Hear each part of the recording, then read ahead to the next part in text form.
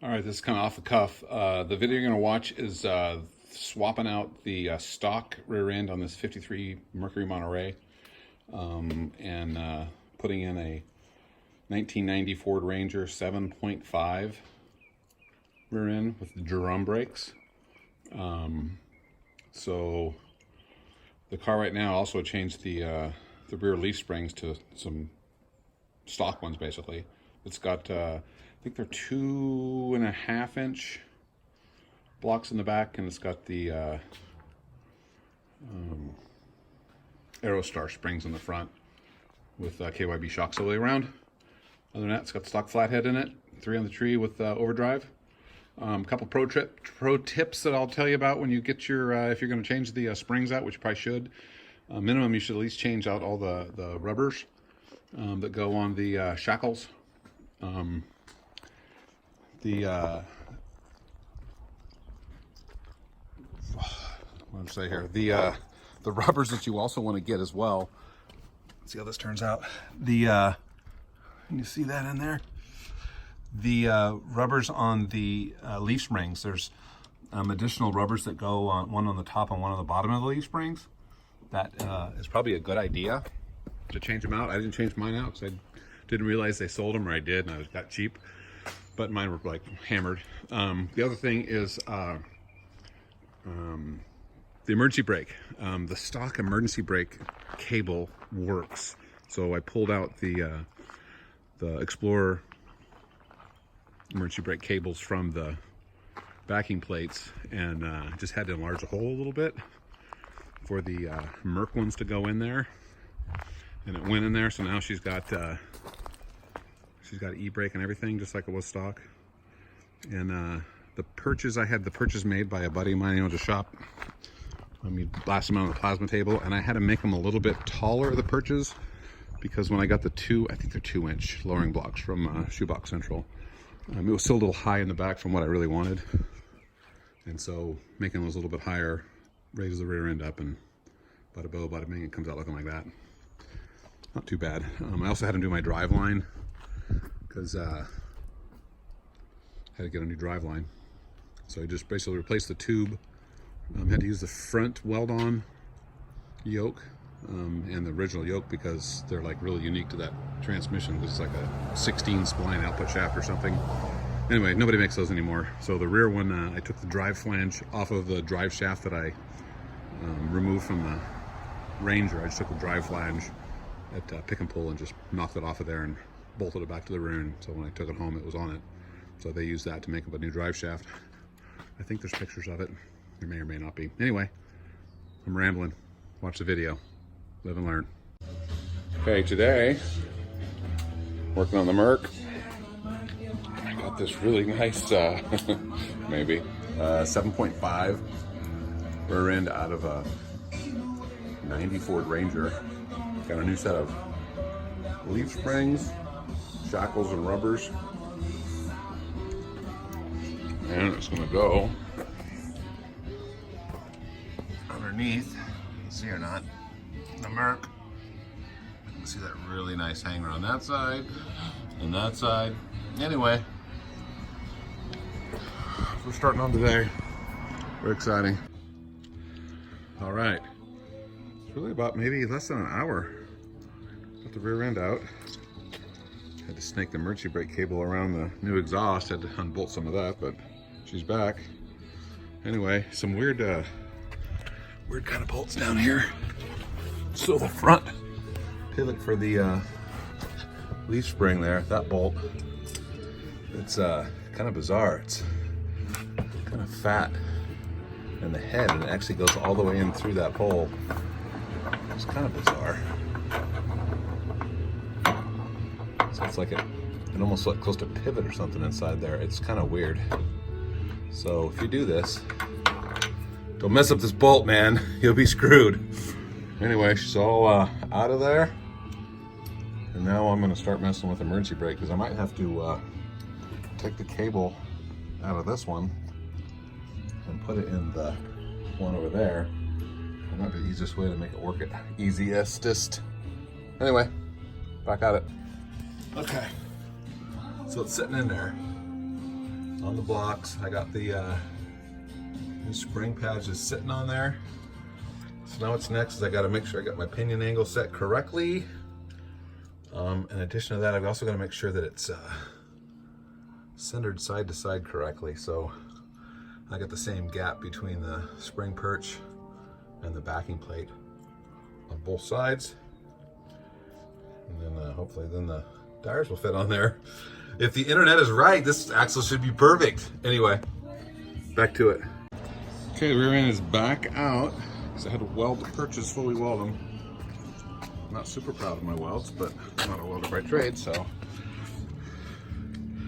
don't look horrible, I don't think. I don't think they're gonna come off, I'll put it that way. You know, I think they'll stay. Anyway, so that's all welded in there. So I decided I think I'm just gonna put it in there and I'll mess with the Mercury brake cable things later once it's in there, because I want to get it in so I can measure the drive shaft, because see the old flange, the one that's like, you can't make them anymore, nobody makes them, so they're like obsolete. Switching from that to the old drive flange deal, like on the newer Fords. And I was at the wrecking yard, I did I yanked that off, but I didn't get the whole drive shaft. I guess I should have. Any hoodles. Got to paint it a little bit and then let it cool down and then slide her in. Okay, springs are in. A little pro tip, if you're doing this, you're putting new bushings in or whatever, you can't just like stick it in there. So it's like this, the bushings are concaved on, I think it's convex, I guess, on the inside. Anyway, whatever. It's got a pocket on this side and a pocket on that side. So it just won't go straight in. So the trick was to just tilt the spring and kind of at an angle, it'll go up in there and just kind of pops in there. Especially if you use ample amount of grease, should go good. So both springs are sitting in there. Now I gotta mess with that Mercury brake. Okay, new rear end's in there. Doesn't look too bad. It's about the same level as it was before. I'm gonna see the rake in it. I wanted a touch more rake to it, or less rake to it, so it's more flattened out. So the perches that I had my buddy make for me, he made them a little taller so that the rear end would sit up a little higher. So I think with some driving, this thing would probably level out good, but it may be a few days to do some driving because of the drive shaft's gotta get made. So, but she looked pretty decent. Still gotta do the Mercury brake and the regular brakes, the drive shaft, and it should be done. Hold my breath. Okay, day 2, Mercury brake cable stuff. So the ones on the 7.5, passenger comes to the driver, and they kind of go up, and that's the whole thing is actuated off one deal on the side. For this one, they're individual, and they go through the center and connect. So I pulled the cable off of the old rear end over there, pulled the brakes apart, and let me see if I can put those on there so I can use the stock stuff and it might work. I think it's the same hookup. It's gonna be weird. This one's got adjustable rear brakes and I don't have adjustable front brakes, but hey, everything in due time.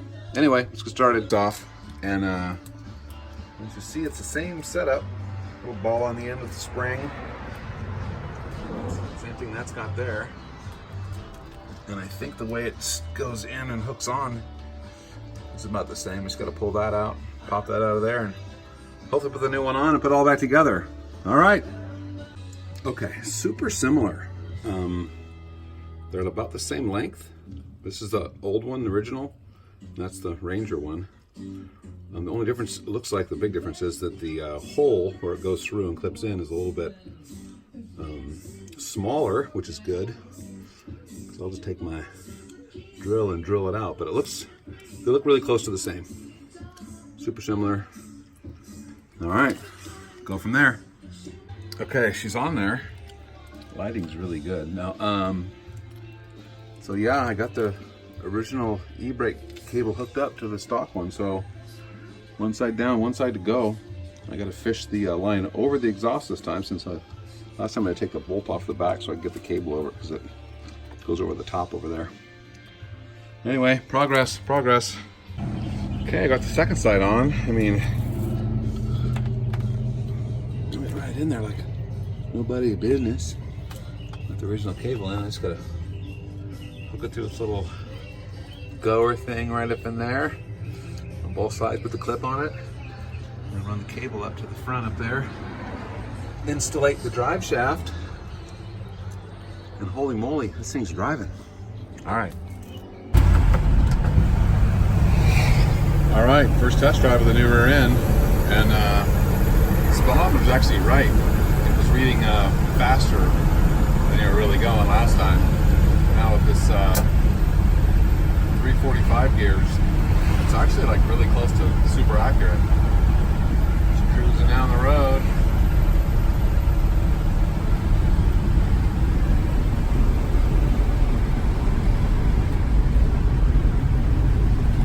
Goes into overdrive. It drives a lot smoother. Just like just loping along at 50. That's pretty good. She working. Success. Success.